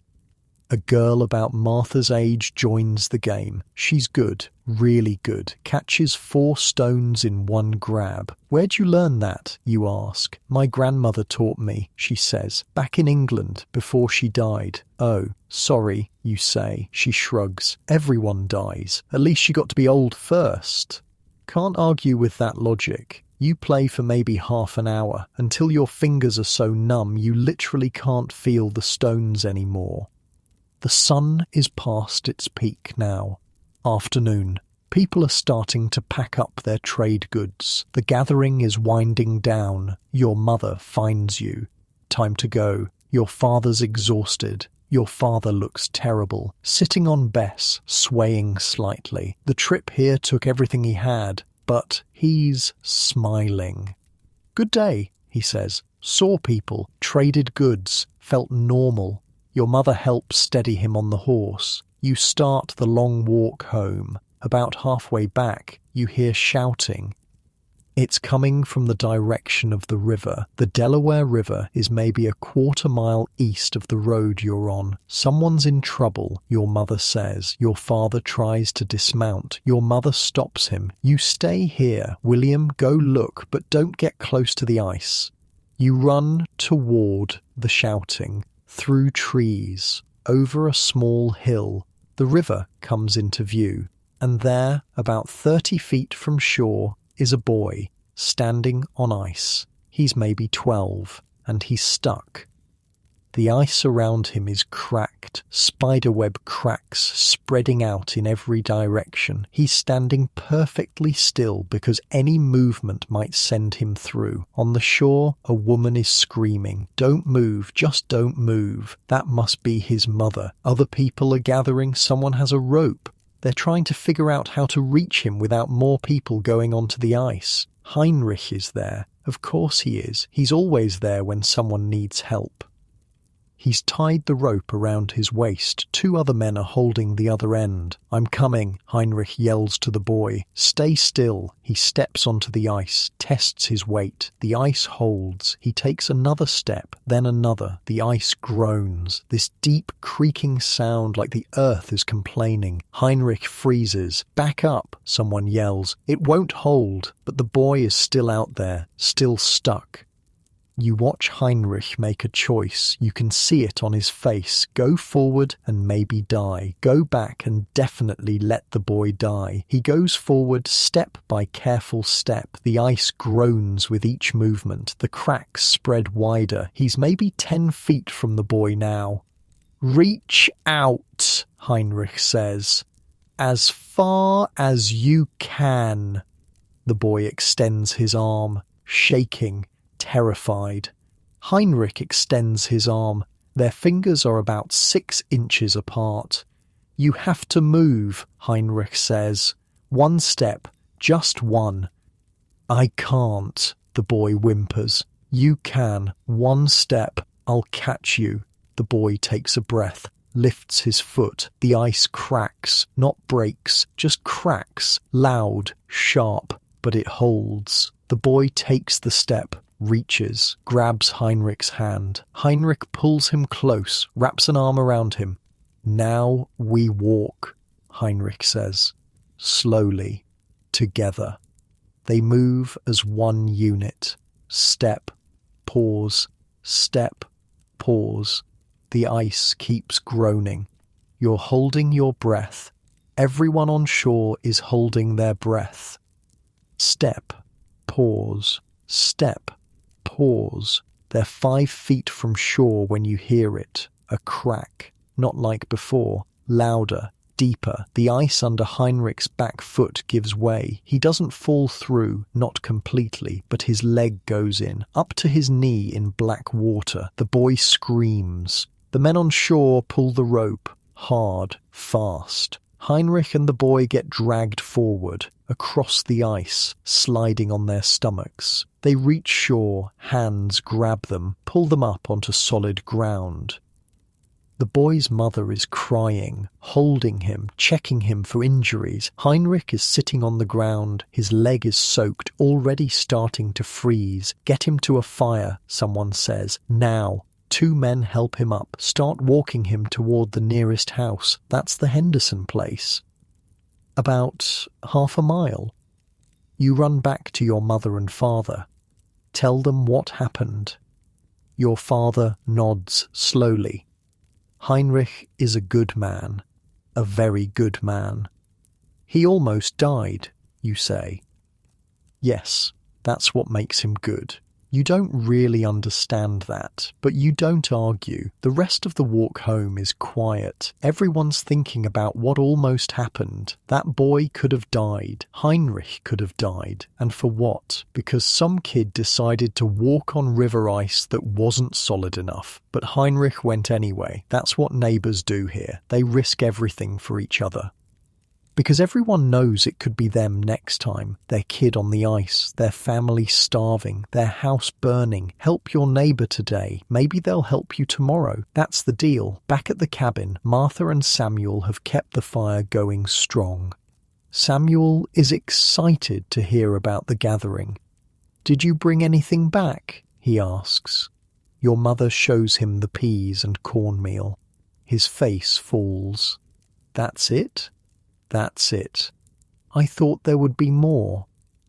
"Everyone's struggling, Samuel. Nobody has extra." He goes quiet. Your father collapses onto his mattress. The trip exhausted him. He's asleep in seconds. Your mother makes dinner. The peas boiled with a little salt. It's thin, watery, but it's warm. You tell Martha about the ice, about Heinrich and the boy.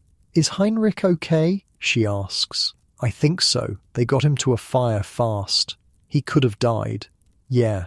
Would you have done that? Gone out on the ice?" You think about it. Really think about it. "I don't know," you admit. "I want to say yes, but I don't know." Martha nods. "Me neither."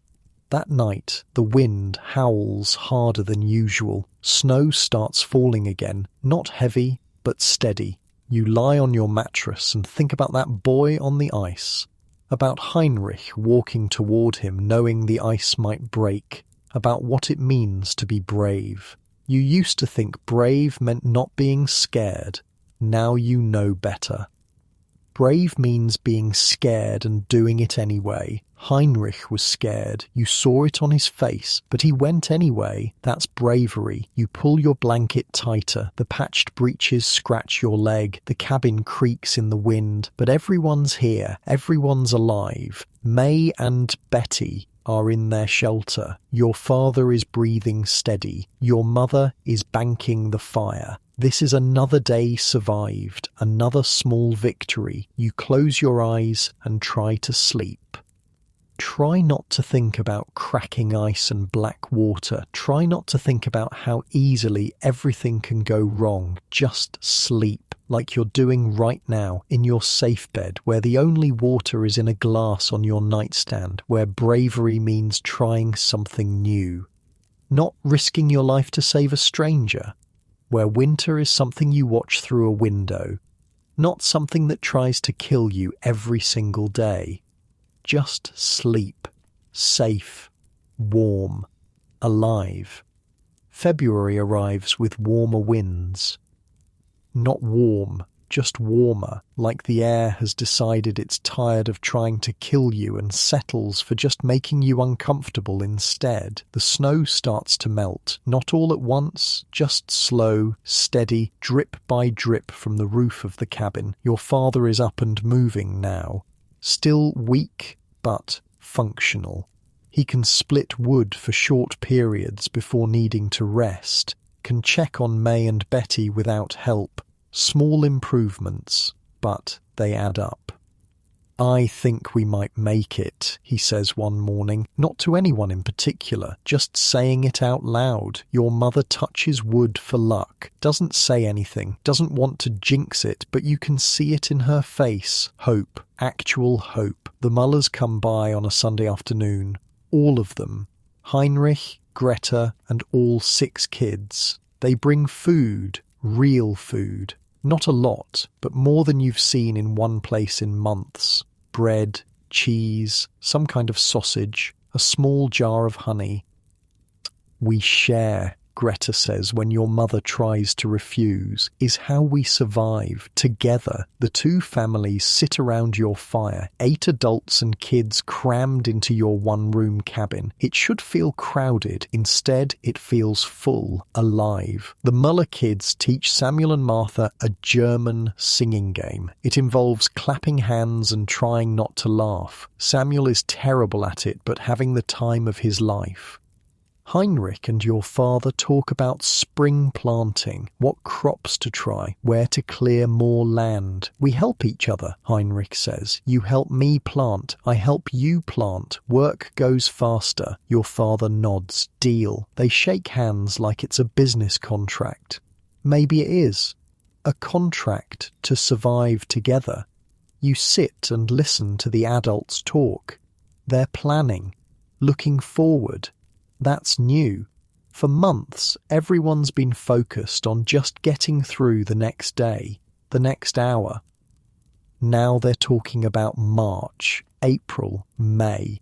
The river will thaw soon, one of Heinrich's older boys says to you. Then we can fish again. Fish. You'd forgotten fish existed. Real protein, not just thin vegetable soup.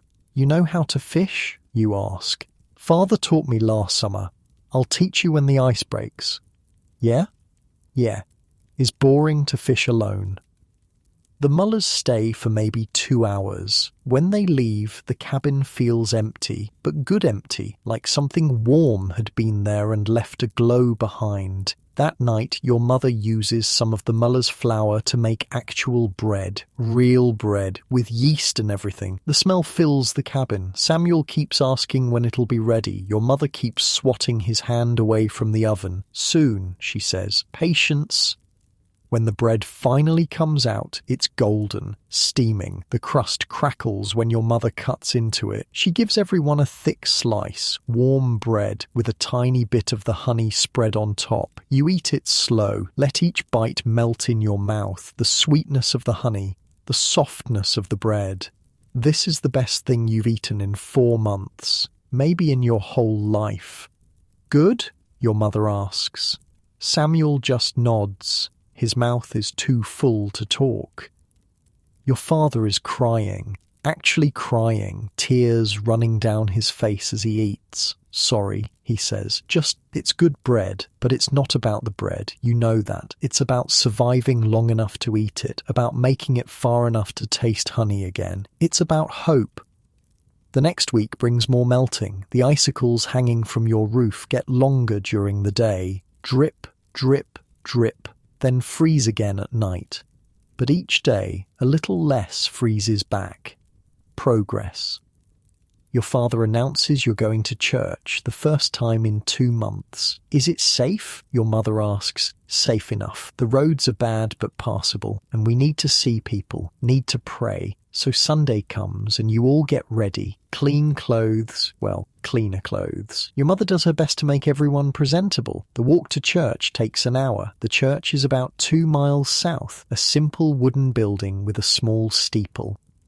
By the time you arrive, maybe 30 people are already there, more than you expected, everyone looking thin and tired, but there, still alive. The service is led by Mr. Peterson, a farmer who knows some Bible verses. There's no real preacher. He left for Philadelphia last fall and never came back. Mr. Peterson reads from Psalms, something about valleys and shadows and fear. Everyone nods along. That's about right. After the service, people linger. Nobody wants to go back to their cold cabins yet. They stand around outside talking, sharing news. You learn that the Dawsons are moving back to Philadelphia in spring. Can't handle another winter here, not after losing James. You learn that the Hendersons' barn burned down last week. They lost everything. Now they're staying with the Coopers until they can rebuild. You learn that Mrs. Fletcher is pregnant again, baby number 8, due in June. That woman's going to have a whole army, someone jokes. She'll need them, someone else says. Farm work takes all the hands you can get. You also learn that Heinrich's leg is fine. The ice water didn't cause lasting damage. He was back to work within 2 days. Tough old German, your father says with admiration. On the walk home, you pass the Delaware River. You can see it from the road. The ice is breaking up, large chunks floating downstream, the dark water visible between them. Soon the river will be completely thawed, boats will move again, trade will resume, the world will feel less isolated. Your father stops to watch the ice flow past. Beautiful in a way, he says. It is. The chunks of ice catch the sunlight, glitter like diamonds floating on black water. But it's also dangerous. Anyone who fell in now would die in minutes. The water is still freezing cold. Beauty and danger. That's winter. That's everything here. Back at the cabin, Martha is fixing dinner. Just thin soup again. The supplies from the Muellers are almost gone. Back to stretching everything. But nobody complains. You've learned not to waste energy complaining. That night, your father reads from an old newspaper he's been saving. It's from last October, before the big freeze, back when the world felt normal. The news is outdated, useless, really, but hearing him read it is comforting, his voice steady, the words familiar, even if the events are months past. He reads about a ship arriving from England, about trade prices in Philadelphia, about some minor political dispute you don't understand. Samuel falls asleep listening. Martha's eyes are drooping. Your father folds the newspaper carefully, puts it back in its spot. He's read it maybe 20 times this winter. It's practically falling apart. But it's something, a connection to the outside world, a reminder that beyond these frozen woods, life continues. Bed, your mother announces. The routine is familiar now. Bank the fire, check the door is barred, make sure everyone has a blanket. You lie down on your straw mattress. It's less frozen now. The warmer air has softened it slightly. Outside you can hear water dripping, the snow melting off the roof. A steady rhythm, drip, drip, drip. It's almost musical. Your father is breathing easy. No more wet rattle. The yarrow tea worked, or time worked, or luck worked. Doesn't matter which. He's better. May and Betty are both alive, both eating. The shelter saved them. They'll make it to spring. Your family will make it to spring. Maybe 6 more weeks. Maybe less if the weather keeps warming. You can do 6 weeks. You've done 4 months. What's 6 more weeks? William, Martha whispers from her mattress. You awake? Yeah. I was thinking about England. What about it? Do you miss it? You think about that. England feels like a dream now. Something that happened to someone else. Different life. Different world. Sometimes, you say, but not as much as I used to. Me neither. Is that weird? Maybe, or maybe we're just different people now. She's quiet for a minute. I like the people here, she says. Heinrich, Mrs. Fletcher, even mean old Mr. Peterson who always looks angry. He does always look angry. But he shared his firewood when the Hendersons' barn burned. Did you hear that? Just gave them half his supply. That's good. Everyone helps everyone, even when they have nothing. We didn't have that in England. She's right. In England, you barely knew your neighbours. Here, you know everyone within 5 miles. You depend on them. They depend on you. It's different. Not better or worse. Just different. I think we're going to be okay, Martha says. I think we'll make it. I think so too. Good night, William. Good night. She's asleep in minutes. You can tell by her breathing. Deep and steady. Samuel is snoring softly. Your father too. Your mother is still awake. You can sense it. She's probably lying there, planning, worrying. Mothers never really rest. But even her breathing is calmer than it's been in months. The fire pops, sends a small shower of sparks up the chimney. The wind outside is gentle, not howling, not trying to tear the cabin apart, just a soft breeze, spring breeze. You drift into sleep slowly, peacefully, and in your sleep you dream of green grass, of warm sunshine, of gardens growing, of May and Betty in a field of clover, fat and healthy. You dream of spring. While you, in your warm bed, in your heated house, drift into sleep without dreams of survival, without dreams at all, maybe, just deep, peaceful sleep.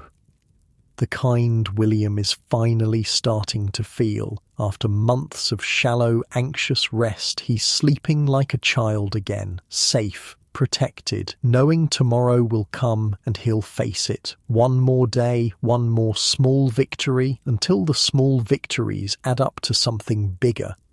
Until winter ends and spring begins. Until survival becomes living again. The dripping outside continues, steady, rhythmic, like a heartbeat, the heartbeat of winter dying, and spring being born.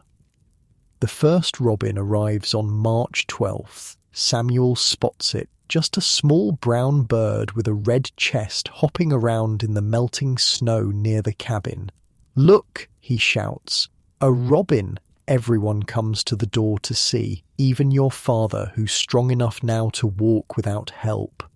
The bird pecks at the ground, finds something, flies off. "That's it," your mother says quietly. "Winter's over." Not technically, not according to the calendar, but according to the birds, according to the land itself, winter is done. The next week brings warmth, real warmth, days where the sun actually feels hot on your face, where the snow melts so fast you can hear it running in small streams towards the creek. The mud is terrible. Everything is mud. Your shoes are caked in it. The floor of the cabin is covered in it, but nobody cares. Mud means thaw. Thaw means spring. Spring means survival. Your father starts working on the garden plot, turning soil that's been frozen for months. It's hard work. He has to rest every few minutes, but he's doing it. "We'll plant early this year," he says. "Peas first. They can handle a late frost, then beans, then corn." He's planning, building, looking forward. The root cellar is almost empty now. Just a few withered potatoes and some sprouted onions. You've been eating the same thin soup for weeks. But the hunting is getting better. Your father shot a turkey 2 days ago, an actual turkey. The whole family ate real meat for the first time since December. Martha cried when she took her first bite, just sat there with tears running down her face, chewing. Nobody made fun of her. You all understood. May and Betty are getting fatter. The grass is starting to come back, small green shoots pushing up through the mud. The cows spend all day grazing, making up for lost time. May's eyes don't look dead anymore. She actually seems happy. Moose, when you bring her water, let Samuel pet her nose. "She knows we saved her," Samuel says. Maybe, or maybe she's just a cow who likes not starving. Either way, she made it. The Mullers come by again, this time to help plant. Heinrich brings seeds, turnip seeds, cabbage seeds, squash seeds. "From my stores," he says. "You pay back after harvest, or don't, whatever." The two families work together, turning soil, making rows, planting seeds with careful spacing. The Muller kids run around like wild animals, all that energy they've been holding in all winter just exploding out of them. Samuel joins them. They play some chasing game you don't understand, screaming and laughing and falling in the mud. Your mother doesn't even yell at them about the mud. She just smiles, watches them play. That's how you know things are different now. Before, everything was about survival, about not wasting anything, not even energy for playing. Now there's room for joy again. By afternoon, the planting is done. Both families sit around outside in the sun, without coats. Greta brought bread and cheese. Your mother found some dried apples at the bottom of a barrel. Everyone shares. It's a feast, by winter standards anyway. By spring standards, it's just a meal. But it tastes like victory. "We made it," Heinrich says, raising a cup of water. "All of us, we made it." Everyone raises their cups, even the kids. "To spring," your father says. "To spring," everyone repeats. You drink. The water is cool, fresh, tastes like melted snow and new beginnings. Later that evening, after the Mullers leave, your family sits around the fire. But it's different now. The fire is smaller. You don't need it for survival anymore, just for light and cooking.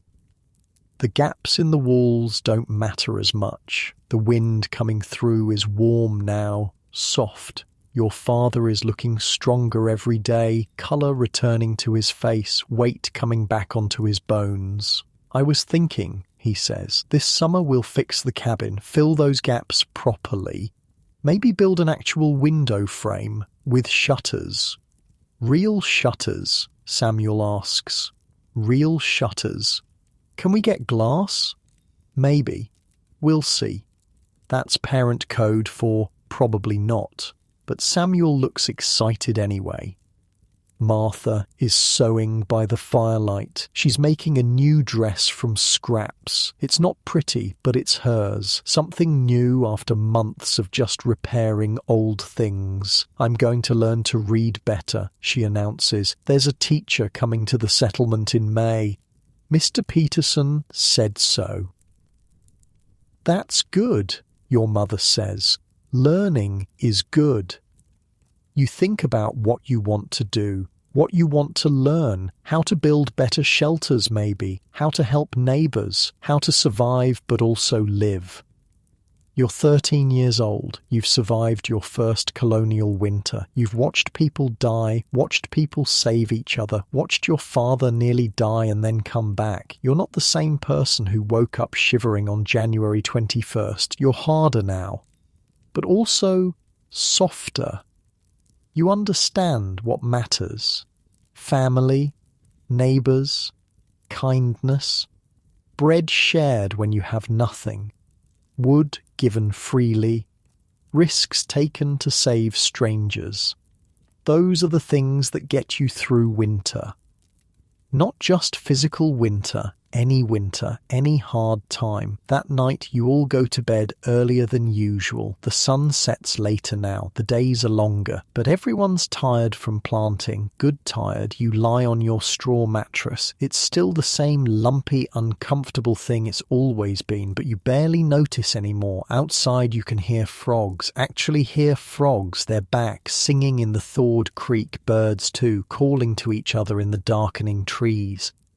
The sound of life returning. Your father is snoring. That steady, healthy snore. Not the wet, sick rattle from February. Your mother is humming something. An old song from England. You haven't heard her hum in months. Martha is already asleep. Samuel too. Everyone's safe. Everyone warm. Everyone alive. You made it. All of you made it. The winter that killed families, that froze people in their sleep, that took James Dawson and others whose names you'll never know. That winter is over.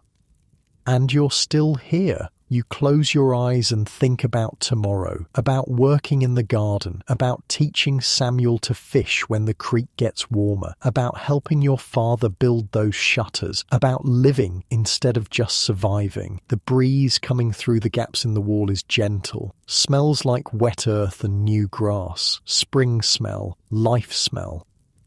You drift into sleep slowly, peacefully, no anxiety about whether you'll wake up, no worry about whether there'll be food tomorrow, just sleep, deep and dreamless and safe. The kind of sleep you're feeling right now in your comfortable bed with your full stomach and your warm house, and your tomorrow that's guaranteed in ways William's never was. You've spent this time with him, watched him wake up freezing, watched him chop wood with numb fingers, watched him nearly lose his father, watched him build a shelter, watched him survive, and maybe that's put something in perspective. The things you worry about, the things you think are hard, they might be hard, but they're not colonial winter hard. You've got heat with the turn of a dial, food in your refrigerator, medicine when you're sick, light at the flip of a switch. William would think you live like royalty, and he'd be right. So as you drift off to sleep tonight, maybe take a moment to feel grateful for the warmth, for the safety, for the certainty of tomorrow, for all the things William fought so hard to have. You've got them without even trying, and that's worth remembering. That's worth being grateful for. Let that gratitude carry you into sleep. Peaceful, warm, safe, just like William finally, after months of fear, finally sleeping easy. Finally home, sleep well,